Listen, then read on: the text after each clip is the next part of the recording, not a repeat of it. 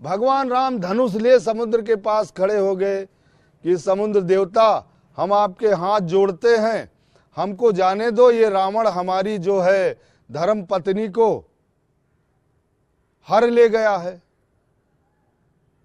वो समुद्र मानने वाला नहीं था, उसमें एक से एक राक्षस और एक से निकल के लोग आ रहे थे, धमका रहे थे। जब भगवान राम ने धनुष उठाया और कहा कि अभी हम ठीक कर देंगे आपको, तो ज्ञान रामायण से भी तो लेना चाहिए। हमारे साथ अन्याय हुआ, हमारी पत्नी को ले गया कोई, और मैं कहता हूं भैया ये लकड़ी हटा लो, ये पानी जरा हटा लो, ये नाली में नहर का पानी थोड़ा देर रोक दो, हमको निकल जाने दो। नहीं मानना है तो फिर क्या करना, पर नहर काटना पड़ेगा, अगर हम ताकतवर हैं सुखाना पड़ेगा। मतलब बुलडोजर बाबा सही कर रहे हैं? अरे क्यों नहीं सही कर रहे हैं, क्योंकि विपक्ष तो कर रही है, क्यों मनमानी कर रहे हैं? अब देखो ऐसा है, विपक्ष का काम है कुछ न कुछ कहना, विपक्ष का काम कुछ न कुछ कहना है। जब वो सत्ता में आ जाएंगे तो ये सत्ता के जब बाहर होंगे तो ये भी कुछ कहेंगे। तो लोगों का काम है कहना, वो तो कहते रहेंगे। वो कहावत नहीं है कि हाथी जा रहा कुत्ते भूखा करते हैं। तो हम तो आपके माध्यम से कहना चाहते हैं महाराज जी को, योगी आदित्यनाथ जी को, हाथी के तरीके से अपना काम। हाँ, लेकिन अन्याय अगर होगा तो हरनाम सिंह वर्मा भी भाई लाठी लेके महाराज जी खड़े आपको दिखाई देंगे।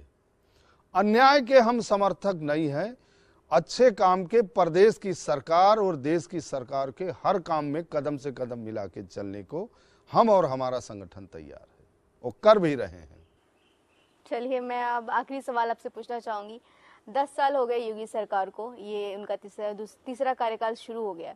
तो 10 साल में अपने किसान को लेकर जो बदलाव उन्होंने किए, जो जिस तरह से योजनाओं को लेकर वो काम कर रहे हैं, अधिकारियों को लेकर वो एक्शन ले रहे हैं, उससे आप कितना सहमत हैं? और ये 10 साल कार्यकाल के बाद भी कोई आप सुझाव देना चाहेंगे जिस तरह से वो काम कर रहे हैं उसके बाद भी?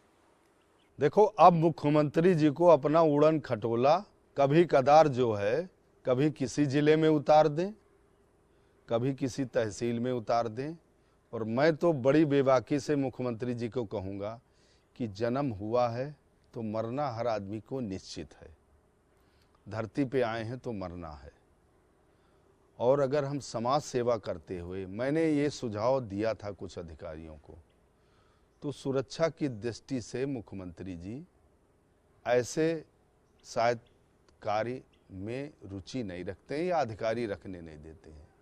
लेकिन मैं बड़ी बेबाकी से कहता हूँ कि मैं तो अपने काम में रोज निकलता हूँ, मैं अपने काम को उसी तरीके से रोज करता हूँ।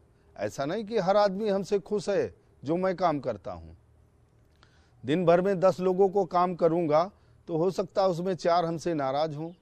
तो मुख्यमंत्री जी को अपने अधिकारियों को, जो विश्वास पात्र अधिकारी हैं, समय समय पे उनका भी ट्रायल लेना चाहिए। अगर हमारा बेटा हमसे 10 किलोमीटर दूरी स्कूल में पढ़ता है, हमारी बेटी 15 किलोमीटर दूर या 50 किलोमीटर दूर हॉस्टल में रहती है, तो हमको उसके पढ़ाई का और ये सब समय लेकर उसको भी देखना चाहिए। हमारे गांव में एक कहावत है, बेटी और खेती दोनों पे नजर होनी चाहिए घर के मुखिया की। जिस दिन घर के मुखिया की बेटी और खेती पे नजर नहीं होगी, कहने का तात्पर्य, खेत को हम जाके रोज नहीं देखेंगे सुबह शाम कि हमारी फसल कैसे चल रही, कोई बीमारी तो नहीं लगा, कोई कीड़ा तो नहीं लगा, वैसे ही बेटी पे हमको नजर रखनी चाहिए। जब बेटी पे हमारी नजर रहेगी तो बेटी के अंदर भी एक भय होगा कि हमारा पिता, हमारी माँ, हमारा गार्जियन हमारे ऊपर नजर बनाए है। हमारी तो बेटी इलाहाबाद में पीएचडी कर रही, मैं तो जाता हूँ समय समय, उसको कहता हूँ बेटा गेट पे खड़ा हूँ, आने नहीं दे रहे हैं, जरा बता दे तू किस उसमें पढ़ती है, बता दे। हम तो किसान आदमी ज़्यादा उसको पढ़ा रहे हैं मेहनत मजदूरी करके। तो पता चलता है कि उसका फ़ोन नहीं उठा तो हमको भय होता है कहीं ऐसा तो नहीं हमारी बेटी कहाँ है। फिर उसका फ़ोन आता है कि पापा मेरा क्लास चल रहा था, तो उसके अंदर एक भय। तो मुख्यमंत्री जो बुलडोजर चला रहे हैं, जो कार्रवाई कर रहे हैं, सब ठीक चल रहा है, मुख्यमंत्री जी का रास्ता बहुत दूर है। अभी मच्छी की जो आंख है ना, मुख्यमंत्री जी वहां तक जाएंगे, कोई रोक नहीं पाएगा। ऐसे प्रदेश के मुख्यमंत्री को वहां तक जाने के लिए कोई रोक नहीं पाएगा।